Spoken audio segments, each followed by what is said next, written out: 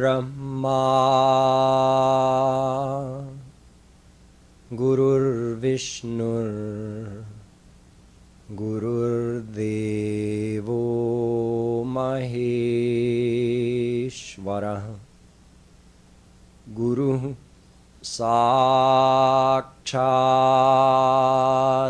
Parabrahma Tasmai Shri Gurave Namaha. Cheto Darparnamarjanam Bhavamaha Davagni Nirvapanam Shreya Kairavachandrika Vitaranam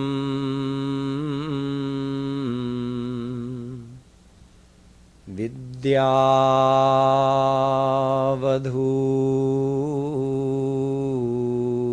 Jivanam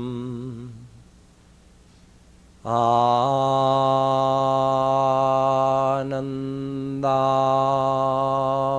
Buddhivardhanam Pratipadam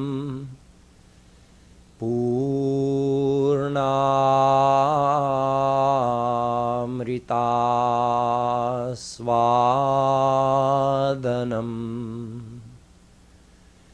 Sarvatmasnapanam Param Vijayate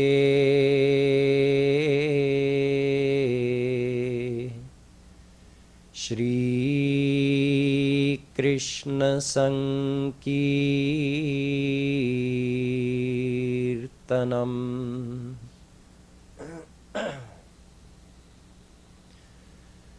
Namah Kamalnabhaya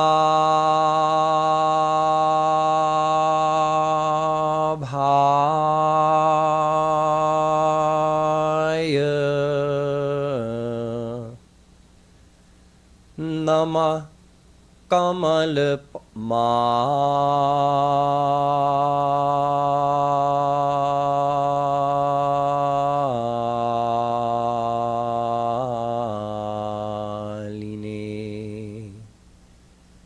Namah Kamalpadaya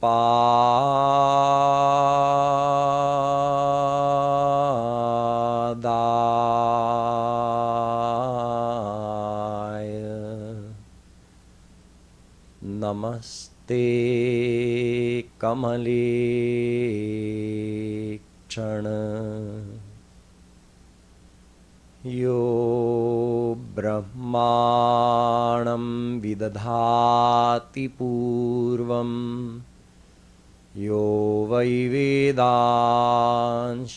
Prahinoti Tasmai Tagmangha Devamatma Buddhi Prakasham Mumukchurvai Sharanamaham Prapadye.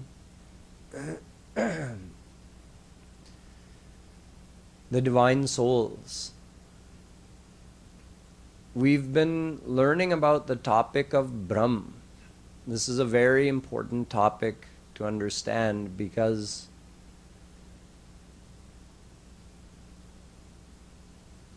obviously I'm a little distracted. I said Brahm instead of Dharm. Let me start again.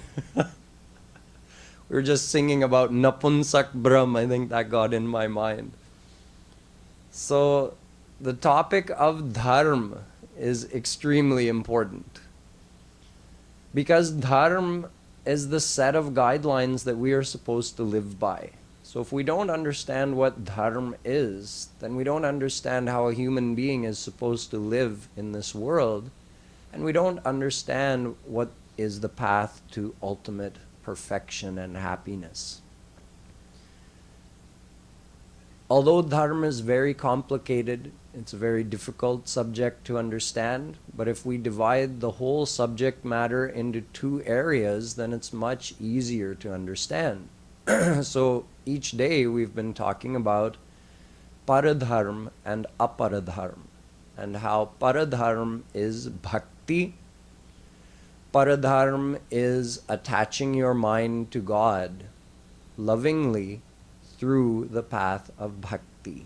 That's it. Nothing else qualifies as paradharm, or the supreme dharma.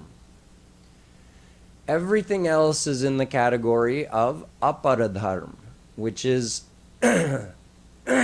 how to be a good person. All the rules and guidelines for living in the world, in all kinds of different situations, according to your age, your family situation, your progress in life. So the aparadharm actually takes up a much greater part of our Vedas and scriptures because it's so complex. It has to cover so many different areas of life and different types of possible situations. But actually, although the paradharm is supreme, so it's more important than aparadharm, yet you don't have to explain nearly as much about paradharm because it's more simple. Love Shri Krishna. Attach your mind to him. That's it. That's the whole paradharm. Although there are some ins and outs, some guidelines and some details about how to do that one must understand, like how to do Rup Dhyan, etc. Not asking God for worldly things, maintaining a continuous attachment of the mind to Shri Krishna all the time. There are some details like this, but in general the paradharm is much more simple. But it is supreme to the aparadharm. So I've been explaining to you that although this is the case, but we actually need both. Although aparadharm doesn't lead to the ultimate attainment of God realization, only paradharm does, only bhakti does. Yet, a wise person does follow many of the guidelines of aparadharm as far as maintaining physical health, how to behave nicely with other people, how to observe one's duty in the family. A wise person does observe these aspects of aparadharm even if they are following paradharm. But they are not bound to follow each and every aspect of aparadharm, like all the worshipping formalities and Vedic rituals that are required in aparadharm. That is not required of the one who is following paradharm. For them, the only thing that matters is attaching one's mind to God. Vedavyasji himself has said, Smartavya satatam Vishno Vismartavyo na jatuchit Sarve vidhinishedha Syuretayoreva kinkara. He says, all of the do's and don'ts of aparadharm, all of that, wo sab sama jata hai. It all is included in just remembering Shri Krishna. He says, on the path of paradharm, there is one vidhi and one nished, one do and one don't. The do is, do remember Shri Krishna all the time. And the don't is, never forget him, even for a second. So if one is attaching one's mind to Shri Krishna, then they have already observed all the do's and don'ts of the Vedas, all the do's and don'ts of aparadharm. So you don't have to worry, did I observe this worshipping formality on this day? Did I worship properly? Did I do that? Is Krishna going to be angry at me? Will I get punished because I didn't observe this formality? None of that applies to the one following paradharma. But we still have to follow the guidelines of good health, good behavior, etc. So you understand how the two balance together.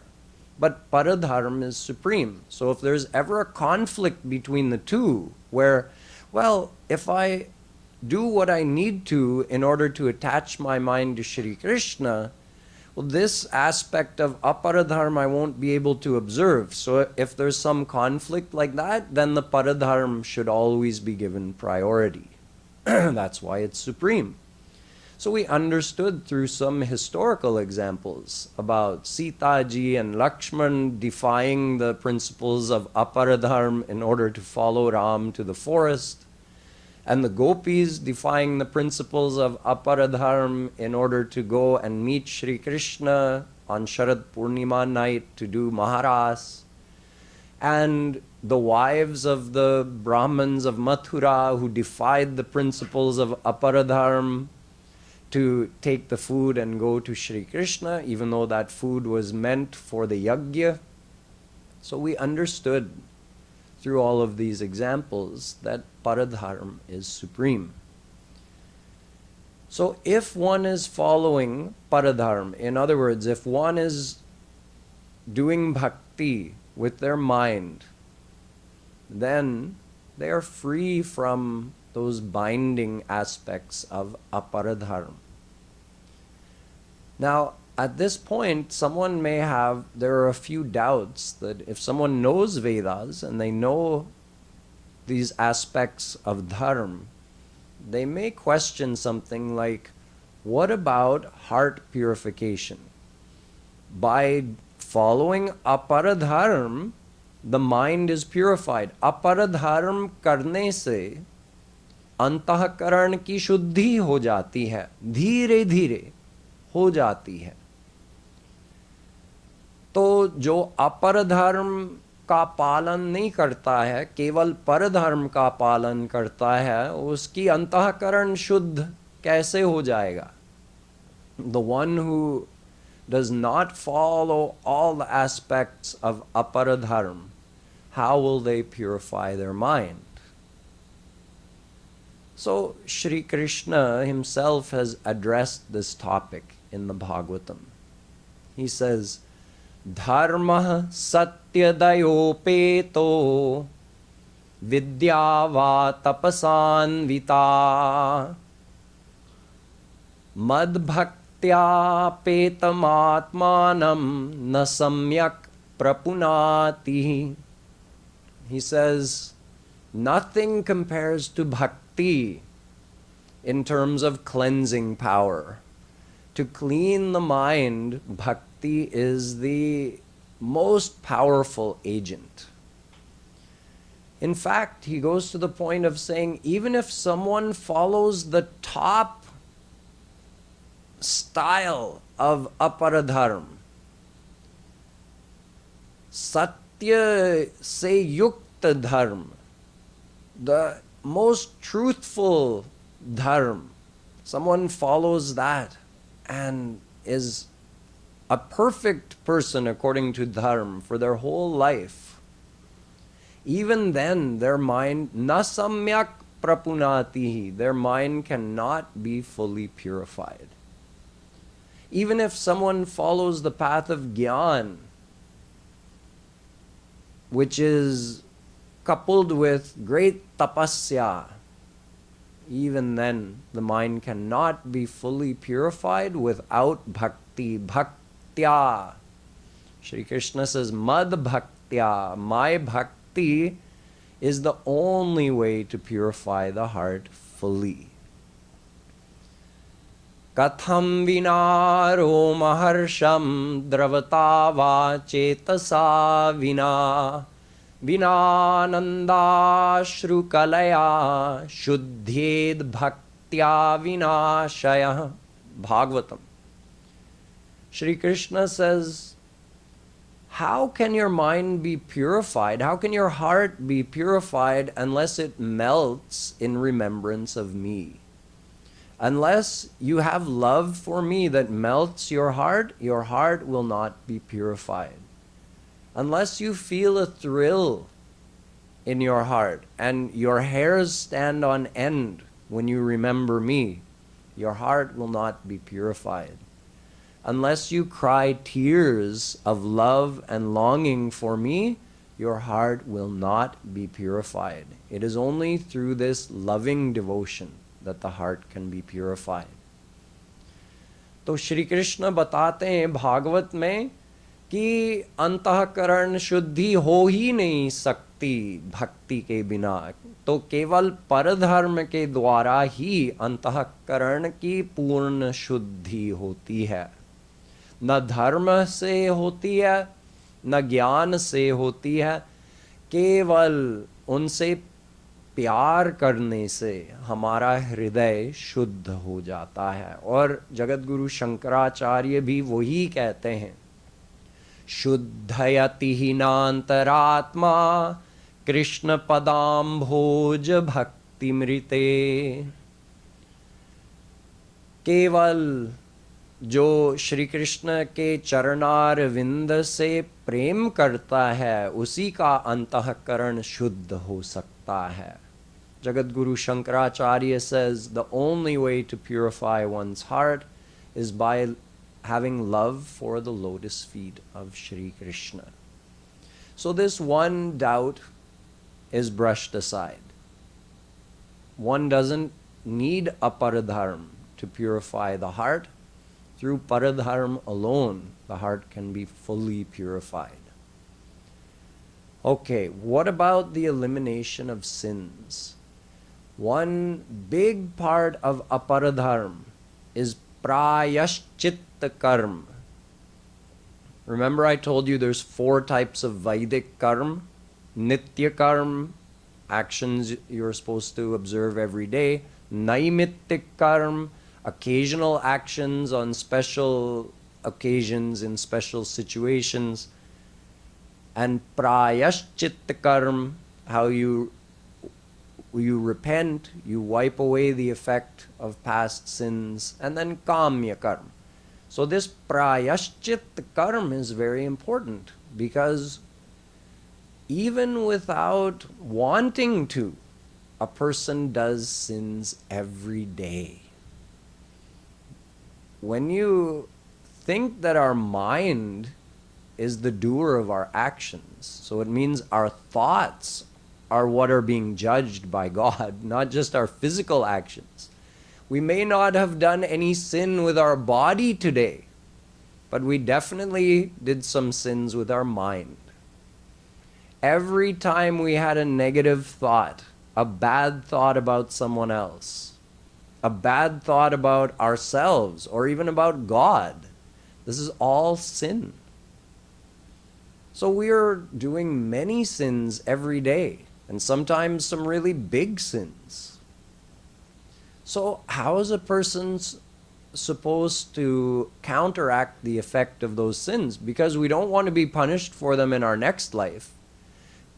If a person dies in this life without having repented for the sins of this life, without having done prayashchit for those sins, then you get a bigger punishment in your next life. Prayashchit is a way of, it's like if you're taken to court and you plead guilty and you get a lesser sentence because you pled guilty. So by doing prayashchit, we do our penance for those sins in this life, and then we don't have to worry about it in the next life. So that's a big part of aparadharma.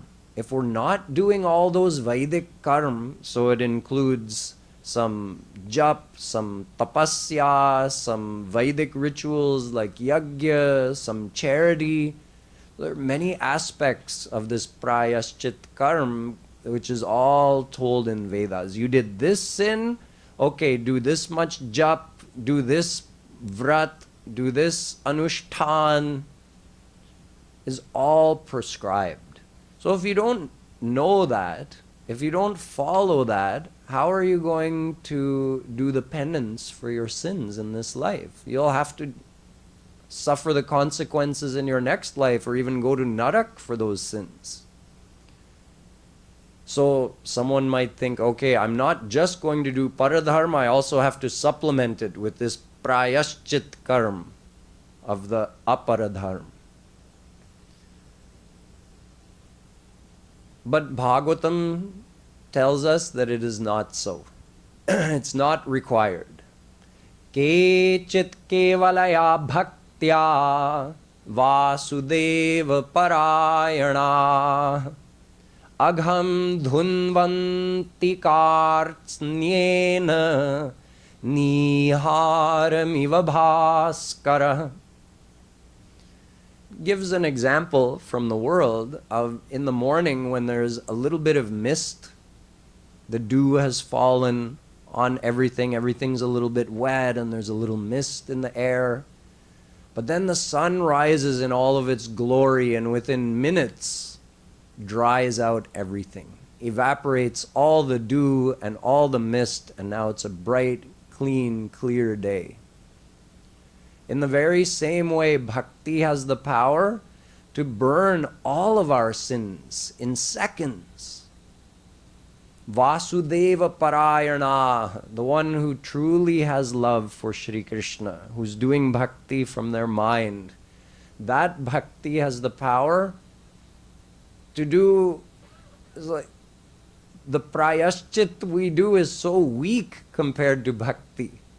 For one sin, you have to do hours or days of prayaschit to cover that up, to repent for that and eliminate the effect of that sin.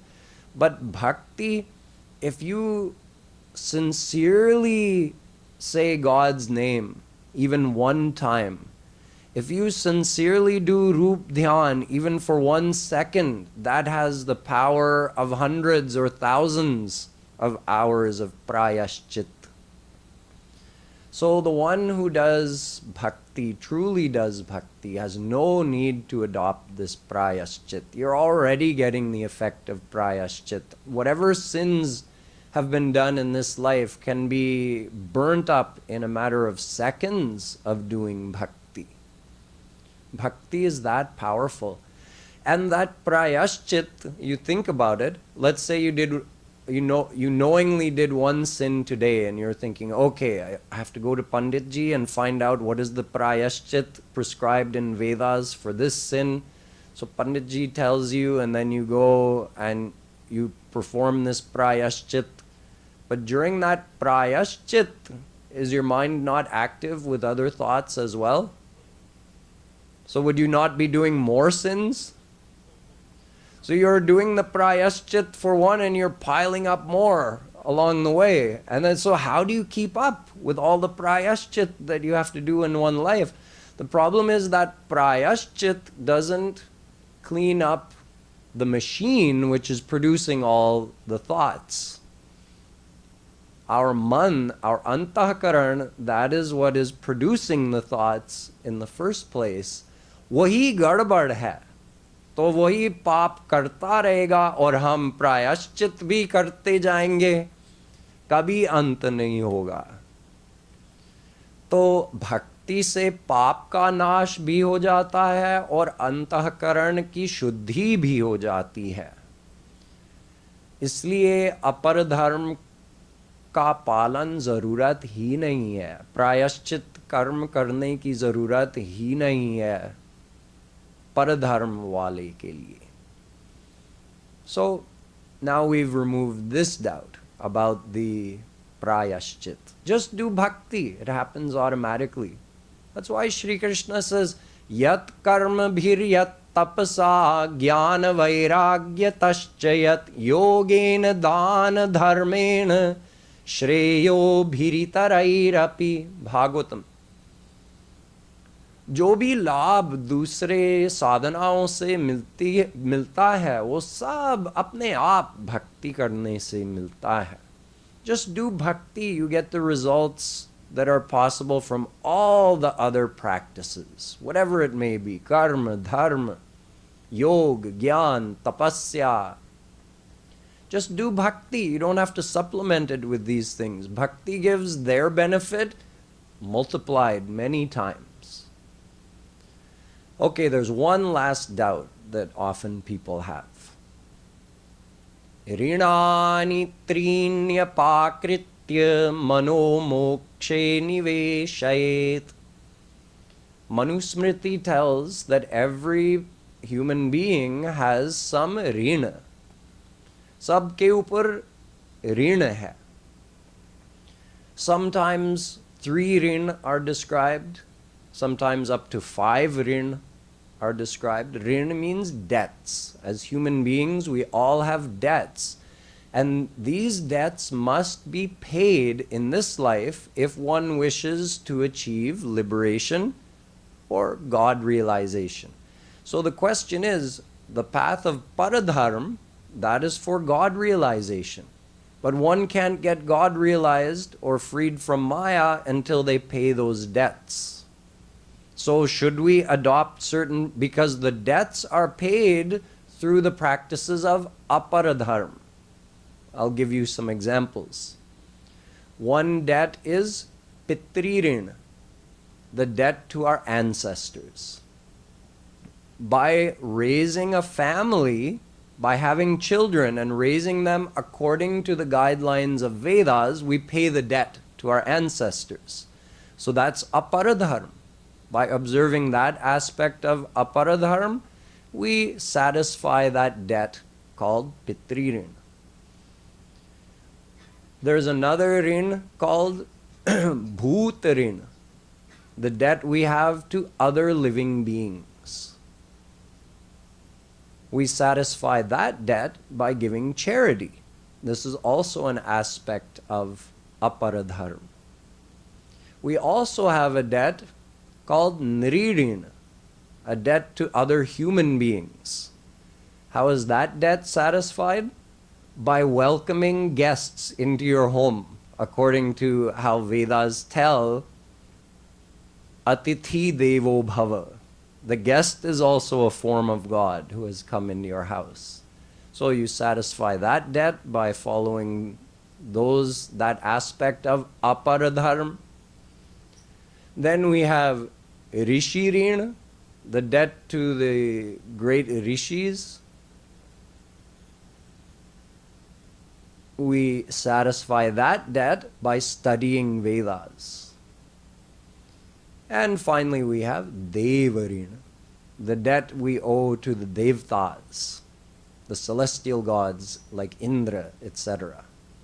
We satisfy that debt by performing Vedic Yajna. Also an aspect of aparadharm. So if we're not satisfying all of these rin, then how will we get the permission to get free from Maya or get God realized? Ye pancho rin chuka ke hi koi Maya से निवृत्त हो सकता है या भगवान को प्राप्त कर सकता है. तो क्या करें? हम परधर्म वाले हैं तो अपरधर्म का पालन करें क्या, जब तक ये ऋण पूरे नहीं हो जाते? No. Bhagwatam says otherwise.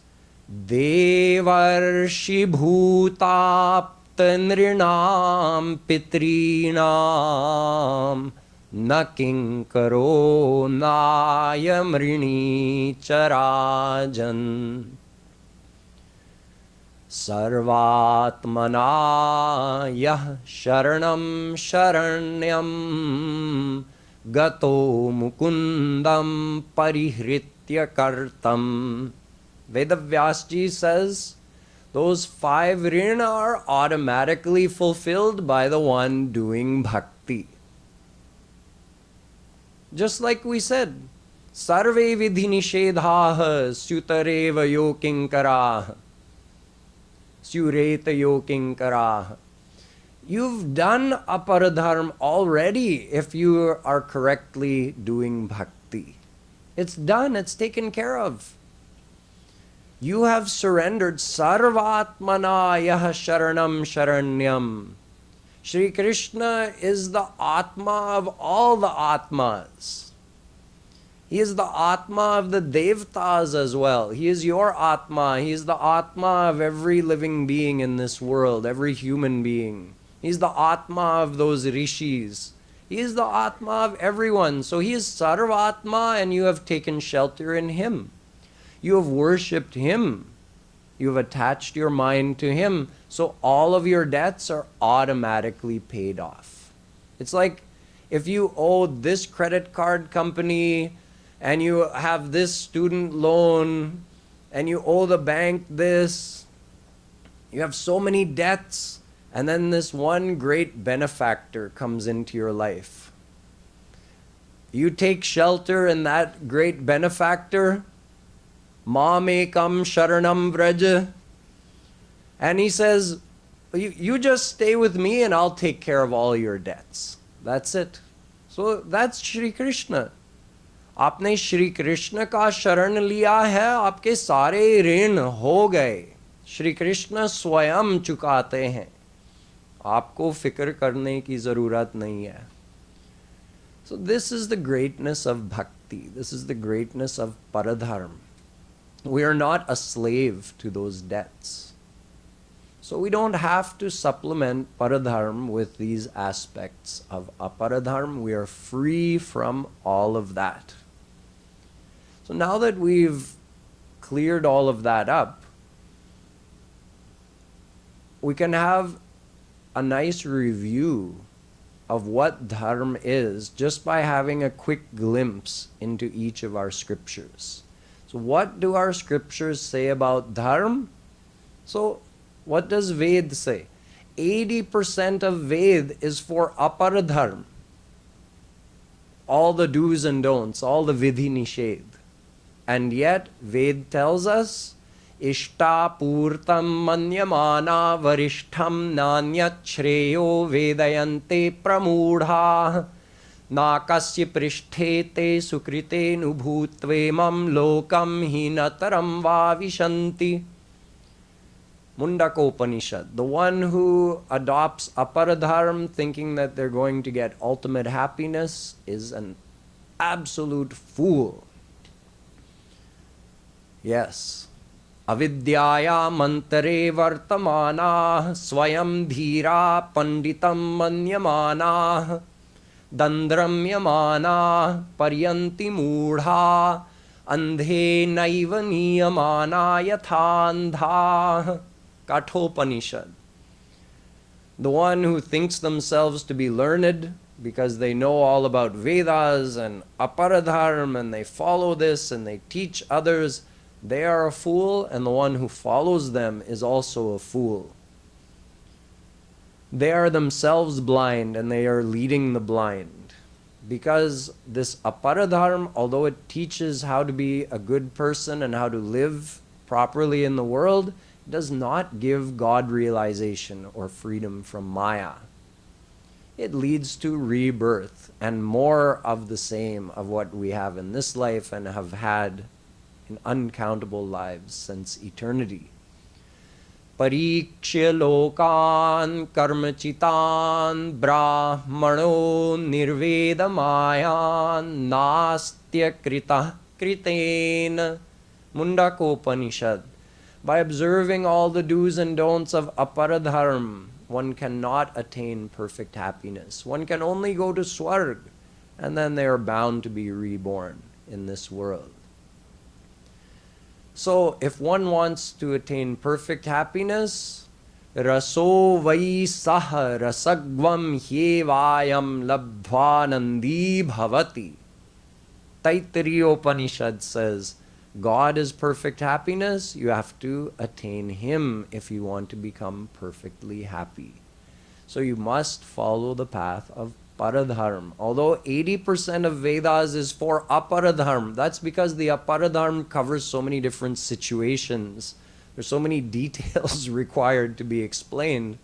And the paradharm is covered in only 6,000 mantras. 80,000 mantras for aparadharm. 6,000 mantras for the Paradharm in our Upanishads, because it's much more simple and direct. Gita also says, Yamimam pushpitam. The one who gives flowery speeches about following this aparadharm and going to Swarg and enjoying over there. Yamimam pushpitam vacham pravadantya vipaschitah vedavadarta. See, in Vedas, it's told, yes, you have to do this, you have to do this, you have to do this, don't do that, don't do that, don't do that. But Traigunya Vishaya Veda Nistraigunya Bhavarjuna. Arjun, all of that keeps you under Maya, keeps you in the three gunas of Maya. You have to transcend that. You have to go beyond that. Therefore, Sarvadharman Parityajya Mamekam Sharanam Vraj Aham Tvam Sarva Papebhyo Mokshayishyami Ma Shuchah. The one who thinks just by following the do's and don'ts of Vedas and observing all of those worshipping formalities and rituals that they're going to get ultimate happiness, they are fools, Shri Krishna says. Ultimately, you have to renounce all of that. Sarvadharman parityajya, and just surrender to me. I will take care of everything. This is the paradharma. So this is Gita's final view on dharma. Let's move on to the Bhagwatam. The second shlok of Bhagavad.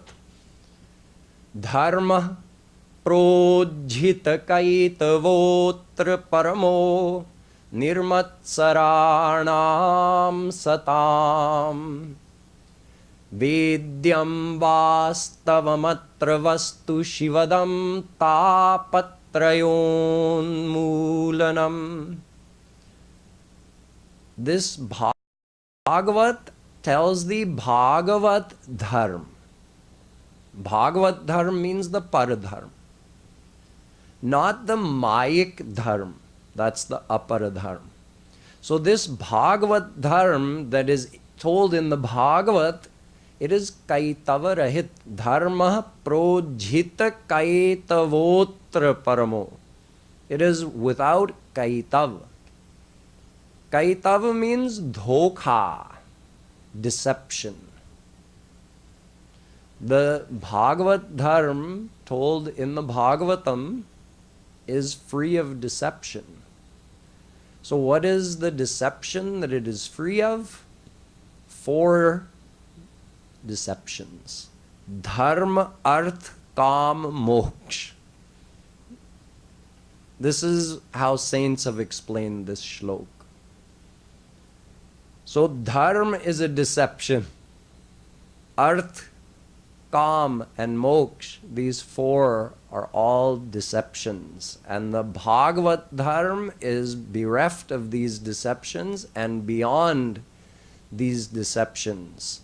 So why Dharma is told to be a deception and how Bhagavat actually beautifully defines and summarizes Dharma, I'll explain to you tomorrow. Bhagavatam is the crown jewel of all the Hindu scriptures.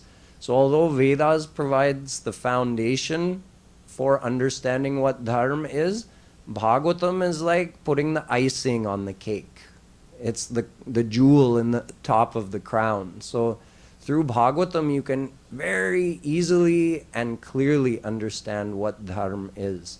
Tomorrow I'll explain an instance from the Bhagavatam where some servants of Yamaraj, the god of death, had a bit of a discussion, almost an argument, with some of God's servants. Vishnu Dut and Yam Dut had a discussion one day.